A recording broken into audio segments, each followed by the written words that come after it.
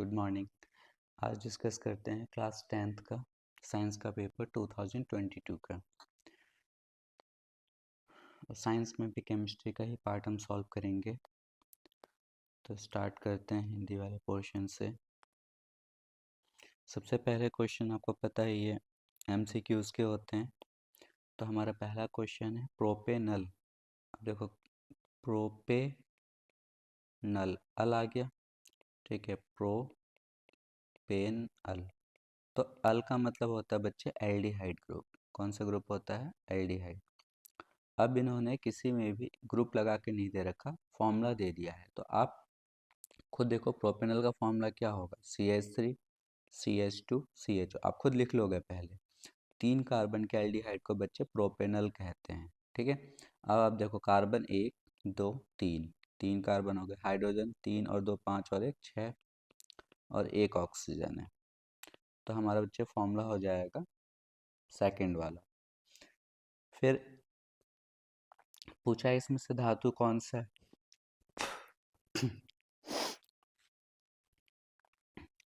Second question है हमारे पास, इसमें से धातु कौन सा है। तो धातु पता करने के लिए आपको या तो डायरेक्ट आंसर पता हो, जैसे लिथियम, यहाँ के आंसर है लिथियम। बट आपको मैंने बता रखा है कि आपको कम से कम बच्चे 1 से लेके 20 तक के जो एलिमेंट्स हैं उनका परमाणु क्रमांक याद होगा, तब भी आप बड़े आराम से कर सकते हो। कैसे? जैसे बोरॉन है, आपको नहीं पता ये धातु है अधातु है, आपको इसका परमाणु क्रमांक याद है 5, तो आप इसका इलेक्ट्रॉनिक विन्यास कर लोगे Kl, K में 2 L में 3, ठीक है। उसके बाद लिथियम परमाणु क्रमांक कितना होता है? 3, आपने लिख लिया K में 2 L में 1। फिर सिलिकॉन 14 होता है 2 8 4। फिर आपने लिख लिया कार्बन 6 होता है 2 4। अब आप देखो डेफिनेशन ये कहता है कि जिस तत्व के बाहरी कोश में 1 2 या 3 इलेक्ट्रॉन्स होंगे वो धातु होगा। तो ऐसे तो बोरॉन के भी 3 है और लिथियम के 1 है। तो इन दोनों में अब धातु कौन सा होगा? लिथियम। बोरॉन क्यों नहीं होगा? ये आप 11th क्लास में पढ़ोगे कि बोरॉन के बाहरी कोश में होते तो 3 इलेक्ट्रॉन हैं, लेकिन इसके पास में अधातु वाली प्रॉपर्टीज होती हैं। ये सहसंयोज बंध बनाता है, इसका साइज बहुत छोटा होता है, इसमें d ऑर्बिटल्स नहीं होते, बहुत सारे फैक्टर्स होते हैं। और यहाँ पर भी हमने डिसाइड कैसे किया कि अगर एक के बाहरी कोश में 3 है और एक के में 1 है तो ये ज़्यादा धात्विक होगा। ऐसे ही मान लो किसी के बाहरी कोश में 2 इलेक्ट्रॉन है और किसी के 3 है, ये आ गया ऑप्शन में, तो आप इसको धातु मानोगे जिसके कम इलेक्ट्रॉन्स हैं, क्योंकि वही जल्दी निकालेगा। और जो तत्व इलेक्ट्रॉन जल्दी लूज कर देता है, अपने अंदर से निकाल देता है आसानी से, वो धातु होता है। तो यहाँ का आंसर हमारा सेकंड हो जाएगा। नेक्स्ट है डैश ठंडे तनु अम्ल से हाइड्रोजन गैस बनाता है। अब हमें पता है बच्चे कि तनु कोई सा भी अम्ल ले लो आप, HCl ले लो, H2SO4 ले लो, HNO3 ले लो, ठीक है। इनके साथ में जब कोई धातु होता है ना, तो धातु की अभिक्रिया कभी भी अम्ल से आप कराते हो, पढ़ाई होगा। धातु प्लस अम्ल क्या बनता है? लवण प्लस कौन सी गैस निकलती है? हमेशा हाइड्रोजन। तो कोई धातु होना चाहिए। सिलिका धातु नहीं है, कॉपर है, जिंक भी है, कार्बन भी है, लेकिन कॉपर और जिंक में ज़्यादा क्रियाशीलता बच्चे जिंक की होती है। तो हमारा आंसर थर्ड होगा जिंक। जिंक ठंडे तनु अम्ल से हाइड्रोजन गैस बनाएगा रिएक्ट करके। तो ये तीनों क्वेश्चंस हो गए हमारे। अब नेक्स्ट आते हैं 6th क्वेश्चन। कहाँ है ये? 6th क्वेश्चन में देखो बेकिंग सोडा, कल के क्वेश्चन पेपर में भी हमने देखा था 23 वाले में कि धावन सोडा या धोने का सोडा या बेकिंग सोडा, इनके क्वेश्चंस आते ही रहते हैं और दोनों एक दूसरे से रिलेटेड है। अब बेकिंग सोडा आप कैसे बनाते हो? तो बेकिंग सोडा बनाने के लिए हम 4 चीज़ें लेते हैं। क्या क्या? NaCl जल, मतलब NaCl का ही जलीय सॉल्यूशन लेते हो आप, कार्बन डाइऑक्साइड और अमोनिया, ये 4 अभिकर्मक एक साथ लिए जाते हैं। सोडियम क्लोराइड नमक और जल का विलयन, जिसे हम ब्राइन भी कहते हैं, CO2 और NH3, इन चारों को लोगे तब जाके बच्चा आपका क्या बनेगा? NaHCO3, सोडियम बाइकार्बोनेट, जो कि बेकिंग सोडा है, प्लस अमोनियम क्लोराइड NH4Cl। तो हमारा मेन कंपाउंड ये है, ये बन गया। तो आपको ये रिएक्शन लिख लिख के देखनी होगी, sodium chloride, water, CO2, ammonia, तब क्या बनेगा आपका बेकिंग सोडा, सोडियम बाइकार्बोनेट जिससे आप बोलते हो, या sodium hydrogen carbonate plus ammonium chloride. तो इसमें बस इतना ही करना था। हाँ, प्लस इसकी प्रॉपर्टीज़ लिखनी है बेकिंग सोडा की। तो बेकिंग सोडा से आप धोने का सोडा बनाते हो, बेकिंग सोडा का इस्तेमाल हम कुकिंग में करते हैं, खाना बनाते हैं उसमें, या फिर बेकिंग सोडा से बेकिंग सोडा का हम यूज़ करते हैं फायर एक्सटिंग्विशर बनाने के लिए। फायर एक्सटिंग्विशर क्या होते हैं, जो आग बुझाने वाली जो सिलेंडर होता है उसके अंदर बेकिंग सोडा का यूज़ होता है। तो ये कुछ इसके गुणधर्म हैं, ये आप बुक में से भी एक बार अच्छे से रीड कर लोगे। नेक्स्ट क्वेश्चन है, पीएच मान से आप क्या समझते हैं, शुद्ध जल में हाइड्रोजन आयनों का सांद्रण क्या होता है। तो पीएच मान स्केल होता है, ठीक है, जिससे हम ये पता लगाते हैं कि दिया हुआ विलयन अम्ल है या क्षार है। फिर आप लिखोगे पीएच का मान अम्लीय विलयन के लिए कितना होगा, पीएच का मान हमेशा 7 से कम होगा, आप ऐसे लिखोगे, कम का साइन बनाओगे। फिर क्षार के लिए पीएच का मान क्या लिखोगे आप, हमेशा ज़्यादा होगा किससे, ज़्यादा होगा किससे, 7 से। फिर कोई उदासीन है, न्यूट्रल है, ठीक है, न्यूट्रल विलयन है, न्यूट्रल सॉल्यूशन है आपके पास, तो उसका पीएच का मान हमेशा कितना होगा, 7 होगा। फिर पूछा इन्होंने शुद्ध जल में हाइड्रोजन आयनों का सांद्रण क्या होता है। ये क्वेश्चन वैसे अब आने के चांसेस कम है क्योंकि सांद्रण वाला टॉपिक नहीं है, बट फिर भी याद रखना, H आयन का सांद्रण इस तरीके से लिखोगे। और इन्होंने शुद्ध जल में पूछा है बच्चे, तो 10 की पावर -7 मोल प्रति लीटर होती है। देखो H आयन सांद्रण को ऐसे लिखोगे, ये वैल्यू याद कर लो आप, 10 की पावर -7 मोल प्रति लीटर। सांद्रण आपने एक तरीका होता है मोलैरिटी, जो कि आप 11th में पढ़ोगे, अभी तो आप बस याद कर लो इसे। ये फिर थर्ड क्वेश्चन, आधुनिक आवर्त नियम लिखिए, ये सब नहीं है सिलेबस का। अब आते हैं 7th क्वेश्चन पे, संतृप्त तथा असंतृप्त हाइड्रोकार्बन। ये आपको अच्छे से पता होगा, सैचुरेटेड और अनसैचुरेटेड। संतृप्त वाले में ऐसे हाइड्रोकार्बन आते हैं जिसमें सिर्फ एकल बंध होता है कार्बन कार्बन के बीच में। असंतृप्त वाले में आपके ऐसे हाइड्रोकार्बन आते हैं जिसमें कि डबल बॉन्ड होगा कार्बन के बीच में, ट्रिपल बॉन्ड होगा। संतृप्त वाले का एग्जाम्पल है बच्चे एल्केन, ठीक है, इसका आपको पता ही है एल्कीन और एल्काइन, ठीक है। एल्केन का फिर आप फॉर्मूला लिख के आ जाओगे, CnH2n+2, ये जनरल फॉर्मूला होता है। एल्कीन का CnH2n, एल्काइन का बच्चे CnH2n-2, ठीक है। तो अच्छे से रिवाइज कर लेना। खनिज तथा अयस्क में क्या अंतर होता है, बच्चे खनिज तथा अयस्क, देखो खनिज मिनरल्स होते हैं, ठीक है, जिनको हम जमीन से, धरती में से खोद के या माइनिंग से निकालते हैं, ठीक है।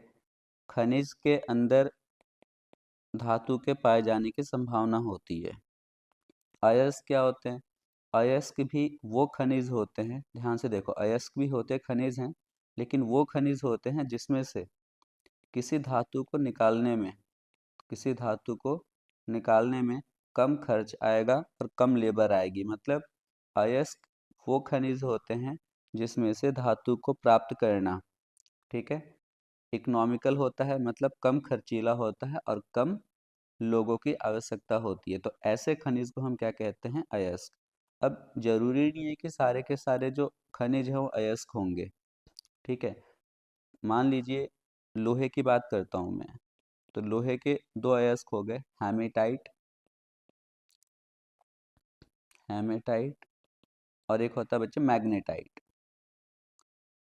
तो अगर मैं कह दूं कि हेमेटाइट में से लोहा निकालना ज़्यादा कम खर्चीला है और कम लेबर लगती है, मतलब इससे फ़ायदा ज़्यादा होगा ना, इसमें ज़्यादा लेबर लग रही है, ज़्यादा पैसा लग रहा है, तो हम इन दोनों को खनिज तो कहेंगे, लेकिन आपका अयस्क सिर्फ ये कहलाएगा क्योंकि आप इसी में से धातु को निकालना प्रेफर कर रहे हो। ये इंपॉर्टेंट है, खनिज और अयस्क के बीच में अंतर आप लिख के देखोगे 2-3 बार। फिर 8वां क्वेश्चन देखो, कार्बनिक यौगिकों में प्रतिस्थापन अभिक्रियाएं। प्रतिस्थापन का मतलब सब्स्टिट्यूशन, एक को हटा के बच्चे कोई दूसरा आ जाए। जैसे CH4 है, आप इसमें क्लोरीन जोड़ोगे, ठीक है, सूर्य के प्रकाश में, हमेशा ये रिएक्शन सूर्य के प्रकाश में होती है, तो क्या होगा आपका रिएक्शन, यहाँ का एक H प्रतिस्थापित हो जाएगा, हट जाएगा, उसकी जगह क्लोरीन आ जाएगा, और यहाँ का निकला हुआ एक H और यहाँ का एक बचा हुआ क्लोरीन HCl बना लेंगे। तो ये उदाहरण हो गया आपका प्रतिस्थापन अभिक्रिया का। इन्होंने अभिक्रियाएं पूछी हैं, तो एक और एग्जाम्पल लिख लोगे, CH3 ले लो, CH3 ले लो, इथेन ले लो, फिर से क्लोरीन से रिएक्शन करा दो सूर्य के प्रकाश में, ये वाला H हटा दो क्योंकि दोनों एक जैसे ही हैं, CH3 CH2 Cl plus HCl। कार्बनिक यौगिकों में सहसंयोजी आबंध, ये आपने पढ़ ही रखा है सही से कि कार्बन के बाहरी कोश में 4 इलेक्ट्रॉन्स होते हैं। ये चारों इलेक्ट्रॉन किसी को दे भी नहीं पाता, ना 4 किसी से ले पाता है, तो ये साझेदारी करता है। तो साझेदारी से जो बॉन्ड बनता है, ठीक है, उसे हम क्या कहते हैं, सहसंयोजी आबंध। फिर आप समझा दोगे कि कार्बन के पास 4 इलेक्ट्रॉन्स हैं, 4 हाइड्रोजन दिखा दोगे, उनके उनके इलेक्ट्रॉन्स को आप क्रॉस से दिखा दो, फिर इनके बीच में क्या हो जाएगी बच्चे, साझेदारी 1 2 3 4, इस तरीके से दोनों के 8, मतलब हाइड्रोजन के 2 पूरे हो गए और कार्बन के 8 इलेक्ट्रॉन्स पूरे हो गए। कार्बनिक यौगिकों की IUPAC नाम पद्धति, अब ये पूरी पद्धति पूछ रखा है, तो आप इसमें बताओगे कि सबसे पहले लाइन में क्या बताओगे कि जो भी यौगिक दिया होता है उसमें अधिकतम कार्बन जिसमें लगे होते हैं, अधिकतम कार्बन, वो चेन, वो श्रृंखला हम सेलेक्ट कर लेते हैं। फिर हम नंबरिंग करते हैं, नंबर करते हैं, या तो बाएं साइड से या दाएं साइड से, लेकिन उधर से हम नंबरिंग करते हैं, नंबर देते हैं जिधर से आपका जो प्रयात्मक समूह है या क्रियात्मक समूह है या फंक्शनल ग्रुप वो पास में पड़ता है। फिर उसके बाद में हम, अगर कोई एल्काइल ग्रुप लगा होता है तो उसका नाम लिखते हैं, ठीक है।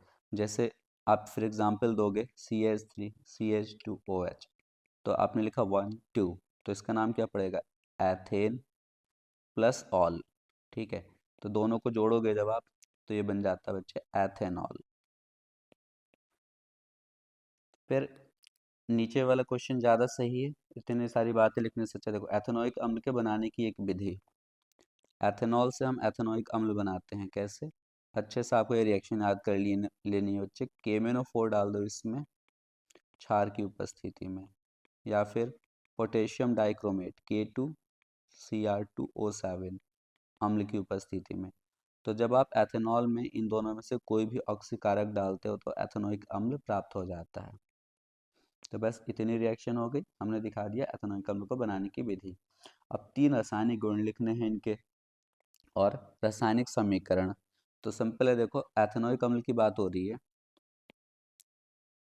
तो एथेनोइक अम्ल की जब बात हो रही है तो सबसे पहला, एथेनोइक अम्ल अम्लीय होता है। कैसा होता है बच्चे, अम्लीय। दूसरा, ये अल्कोहल से अभिक्रिया करके एस्टर बनाता है, क्या बनाता है, एस्टर। तीसरा, ये सोडियम हाइड्रोक्साइड से रिएक्ट करके अम्ल बनाएगा, नहीं सॉरी, लवण बनाता है।